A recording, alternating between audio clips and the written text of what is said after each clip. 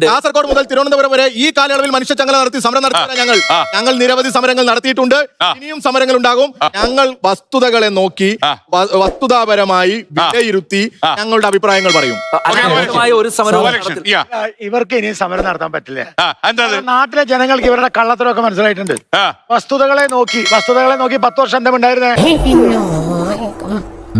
10 വർഷം വസ്തുത ഉണ്ടായിരുന്നില്ല ഈ നാട്ടില്. ഞങ്ങൾ കത്രിക ഞാൻ ചോദിച്ചതിന് ഉത്തരം പറയണേ. വസ്തുതകളെ നോക്കിയിട്ട് 10